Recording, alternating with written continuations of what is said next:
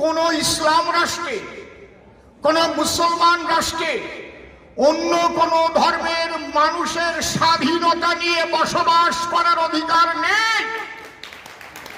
আমি যখন বাংলাদেশে গান গাইতে যাই, আমার গানটা লেগে গেছে, মানুষ কাঁদছে, চোখের জলে ভাসছে। এমন সময় এক মুসলমান ভাই এসে বললেন, ও মশাই গানটা বন্ধ করো, আমাদের আজানের টাইম হয়েছে। আমি গান বন্ধ করে চুপ করে বলদের মতো বসে থাকি। কিন্তু ভারতবর্ষ এমন একটা দেশ, যে দেশ আজানের সময় কীর্তন বন্ধ হয় না, কীর্তনের সময় আজান বন্ধ হয় না। আমরা সমস্ত ধর্মের মানুষকে সমান অধিকার দিয়ে থাকি। তাই আমার মোদিজি বলেছেন, সবকা সাথ, সবকা বিকাশ, সবকা প্রয়াস, সবকা বিশ্বাস। কি সুন্দর মুখ্যমন্ত্রী! উনি নাকি হরিচাঁদ গুরুচাঁদের মতো ওদের খুব উন্নয়ন করে থাকেন। আরে যার উন্নয়ন করছি তার নামটা আমি জানি না, তার ছেলেকে তার স্বামী বলে পরিচয় দিচ্ছি। শান্তিময়ের স্বামীর নাম কি? শান্তিময়ের স্বামীর নাম কি? হরিচাঁদ ঠাকুর। আর গুরুচাঁদ ঠাকুর শান্তিময়ের কি হয়? ছেলে। আর উনি একটা ফটো হাতে পেয়েছেন, বাহাত দিয়ে ধরেছেন, দেখুন আপনারা ফেসবুকে, বাহাত দিয়ে ফটোটা ধরে বলছেন শান্তিমার গুরুচাঁদ। তার মানে ছেলে আর মাকে স্বামী আর স্ত্রী বলে তিনি হাজার হাজার মানুষের মধ্যে বলছেন, ধিক্কার জানাই এই মুখ্যমন্ত্রীকে, থুথু দেই এই মুখ্যমন্ত্রীর মুখে। তারপর যখন আবার উনি বাবা হরিচাঁদ গুরুচাঁদ সম্পর্কে বলতে গেলেন, বলে রঘুচাঁদ আর গরুচাঁদ। রঘুচাঁদ আর গরুচাঁদ। গরুচাঁদ বলেছে কেন জানেন? মানে গরু পাচারকারী একে বীরের সম্মান দিতে গিয়ে ওর হাড়ে নাড়ে গরু গরু গরু গরু গরু গরু গরু জড়ায় গেছে। ও গরু ভুলতে পারছে না। যত গরু চোর, কয়লা খোর, বালি চোর, চাকরি চোর, আবাস যোজনার টাকা খোর, 100 দিনের টাকা খোর, এদের বীরের সম্মান যে দিতে চায়, তার মুখ দিয়ে কি আর হরিচাঁদ উচ্চারণ হয়?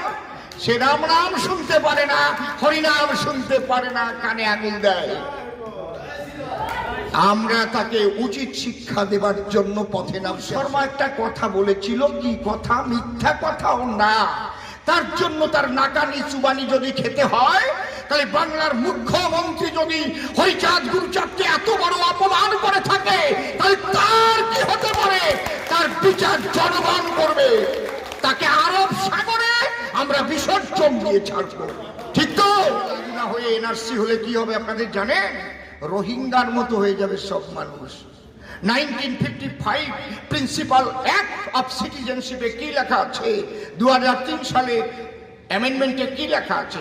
1948 সালের 19 জুলাইয়ের পরে যারা পালিয়ে পালিয়ে বিদেশ থেকে ভারতে এসে বসবাস করছে, তারা কেউ ভারতবর্ষের নাগরিকত্বের জন্য আবেদনও করতে পারবে না। তা আমরা পালিয়ে এসেছি কিনা খুব সুখে ফোন করতাল বাজিয়ে হরে কৃষ্ণ গেয়ে এসেছি? আমাদের মা বোনদের ইজ্জত রক্ষা করার জন্য এসেছি। আমাদের ঘর বাড়ি পুড়িয়ে দিয়েছে, বাবার সামনে ছেলেকে খুন করেছে, ছেলের সামনে বাবাকে খুন করেছে, মায়ের সামনে তার কন্যাকে রেপ করেছে ওই মুসলমান ধর্মের জিহাদি সম্প্রদায়ের মানুষগুলো। আমরা এদেশে আসতে বাধ্য হয়েছি। আমরা আসবো না? আমার দেশ তো ভারতবর্ষ। আমরা কোথায়? পূর্ব পাকিস্তানে অনেক মানুষ আটকে পড়ল। কেন? দ্বিজাতি তত্ত্ব ভিত্তিতে ভারত ভাগ হয়েছিল। মুসলমান ভাইরা তাদের আলাদা একটা রাষ্ট্র ভাগ করে নিয়ে নিল। তাহলে আমরা যশোর, খুলনা, ফরিদপুর, বরিশালের যে মানুষগুলো হিন্দু অধ্যুষিত, কথা ছিল এদের কিন্তু ভারতবর্ষে রাখা হবে। আর মুর্শিদাবাদ, মালদা, দিনাজপুরের, নদিয়ার কিছু অংশ যেখানে মুসলিম অধ্যুষিত এলাকা, সেগুলো পাকিস্তানের মধ্যে দেওয়ার কথা ছিল এবং সেটা হয়েছিল। আমি কালকেও একজন বাংলাদেশের সঙ্গে কথা বলেছি, বললাম আমরা খুলনাতে 3 দিন পরে আমরা স্বাধীনতা পালন করি। রানাঘাটেও খুব সম্ভব 18 তারিখে স্বাধীনতা দিবস পালন হয়। পরবর্তীতে এই হিন্দুদের কিন্তু পাকিস্তানে ফেলে দেওয়া হয়। তখন বড় বড় নেতারা আমাদের ভারতবর্ষের যারা ছিলেন, বিশেষ করে কংগ্রেসের গান্ধীজি, জওহরলাল নেহেরু, মহাত্মা গান্ধী, রাজেন্দ্র প্রসাদ, বল্লভভাই প্যাটেল, এরা অনেক আন্তরিকতা নিয়ে অনেক কথা বলেছিলেন যে ভারত ভাগের ফলে যে হিন্দু সম্প্রদায়ের মানুষ পাকিস্তানে, পূর্ব পাকিস্তান এবং শিখ সম্প্রদায়ের মানুষ পশ্চিম পাকিস্তানে রয়ে গেল, এরা যেদিন ভারতবর্ষে আসবে সেদিন ভারতের নাগরিকত্ব পাবে এবং ওদেশে ফেলে আসা যে সম্পত্তি যার নাম এনিমি প্রপার্টি, তার মূল্য তারা এখানে এসে পাবে এবং ওখানকার শিক্ষাগত যোগ্যতা অনুসারে তার সার্টিফিকেটের মূল্য দিয়ে এখানে তাদের চাকরি বাকরির ব্যবস্থা করা হবে। কত ভালো কথা বলেছিলেন। ভালো কথা কংগ্রেস শুধু বলে, কিন্তু ভালো কাজ কংগ্রেস কখনো করেনি। মুখ দিয়ে তারা এই কথা বলেছিল। লক্ষ লক্ষ, কয়েক কোটি মানুষ তারা কিন্তু এই ভারতেরই অধিবাসী ছিল। 15ই আগস্ট ঘুমিয়ে পড়েছিল, তাদের মানুষজন কিন্তু উঠে শুনতে পেল তারা আর ভারতবাসী নেই, তারা পাকিস্তানি হয়ে গেছে। আপনারা নিশ্চয়ই জানেন, কোন ইসলাম রাষ্ট্রে, কোন মুসলমান রাষ্ট্রে অন্য কোন ধর্মের মানুষের স্বাধীনতা নিয়ে বসবাস করার অধিকার নেই। আমি যখন বাংলাদেশে গান গাইতে যাই, আমার গানটা লেগে গেছে, মানুষ কাঁদছে, চোখের জলে ভাসছে। এমন সময় এক মুসলমান ভাই এসে বললেন, ও মশাই গানটা বন্ধ করো, আমাদের আজানের টাইম হয়েছে। আমি গান বন্ধ করে চুপ করে বলদের মতো বসে থাকি। কিন্তু ভারতবর্ষ এমন একটা দেশ, যে দেশ আজানের সময় কীর্তন বন্ধ হয় না, কীর্তনের সময় আজান বন্ধ হয় না। আমরা সমস্ত ধর্মের মানুষকে সমান অধিকার দিয়ে থাকি। তাই আমার মোদিজি বলেছেন, সবকা সাথ, সবকা বিকাশ, সবকা প্রয়াস, সবকা বিশ্বাস। আমার সনাতন ধর্মের মানুষ এতেই বিশ্বাসী, কিন্তু মুসলিম ধর্মের মানুষ তাতে বিশ্বাসী না। তুহা সিদ্দিকীর বক্তব্য শোনেন।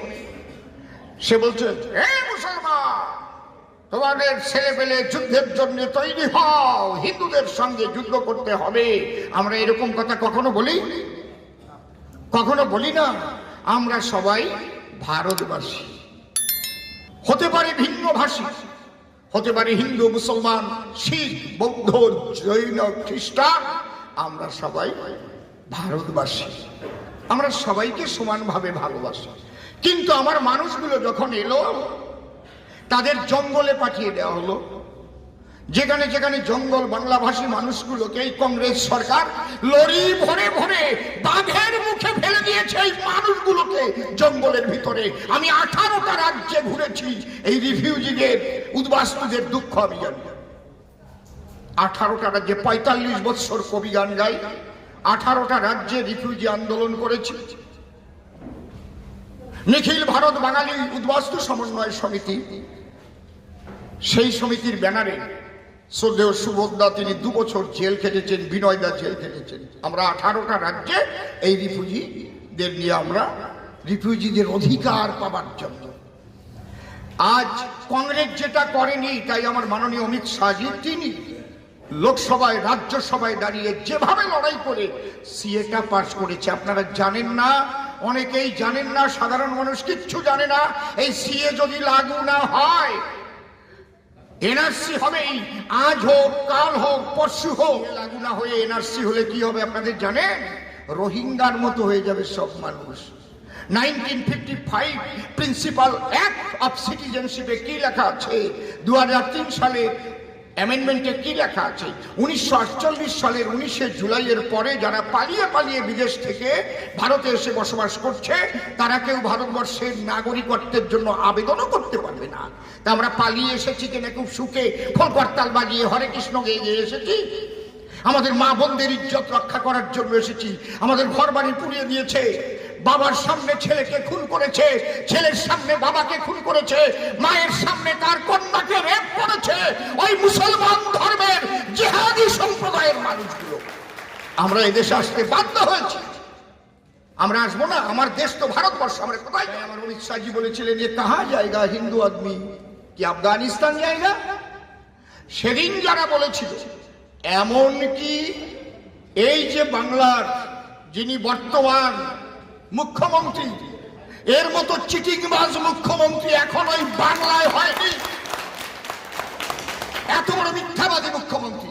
আমার বড় মা যখন অল ইন্ডিয়া মতুয়া মহাসংঘের নেতৃত্বে মেট্রো চ্যানেলে আমরা ছিলাম, সেদিন প্রত্যেকটা রাজনৈতিক দল গিয়ে বলেছিল, কি বলেছিল বলুন, এই উদ্বাস্তুদের আমরা ক্ষমতা এলে আমরা উদ্বাস্তুদের নাগরিকত্বের সমস্যার সমাধান করবার জন্য কেন্দ্রীয় সরকারকে চাপ দিয়ে আমরা 2003 সালের আইন পরিবর্তন করাবো।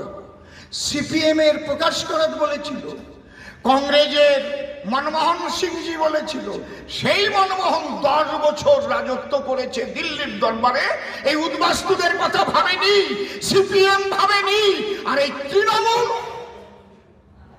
আমার মাননীয় অমিত শাহজি তিনি লড়াই করে সিএ পাস করলেন। তাতে কি লেখা জানেন? আগে কি শুনলেন? 1948 সালের 19শে জুলাইয়ের পরে যারা পালিয়ে আসছে তারা কেউ নাগরিকত্ব পাবে না। আপনারা জানেন না, একটা পাসপোর্ট করতে গেলে এখন 71 সালের আগের প্রমাণ চাইছে, জানেন তো? চাকরি বাকরির জন্য ডিআইবিতে এলে কি চাইছে? 71 সালের আগের প্রমাণ চাইছে। এসসি কার্ড করতে গেলে 71 সালের আগের প্রমাণ চাইছে। আর এই মহিলা বলছে, না না না, যার ভোটার কার্ড আছে, আধার কার্ড আছে, প্যান কার্ড আছে, সব নাগরিক।